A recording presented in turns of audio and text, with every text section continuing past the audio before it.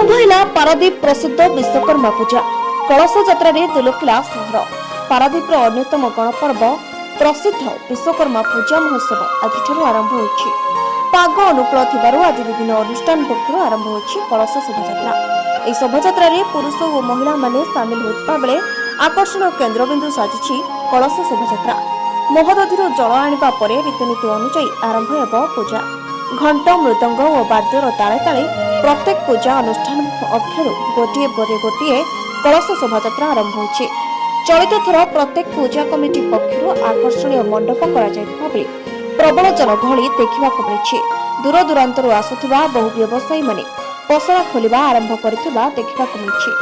ପାଗ ଅନୁକୂଳ ଥିବାରୁ ପ୍ରତ୍ୟେକ ପୂଜା କମିଟି ପକ୍ଷରୁ ପାରାଦୀପ ପ୍ରସିଦ୍ଧ ବିଶ୍ୱକର୍ମା ପୂଜାକୁ ମହା ଆଡମ୍ବରରେ ପାଳନ କରାଯାଇଛି।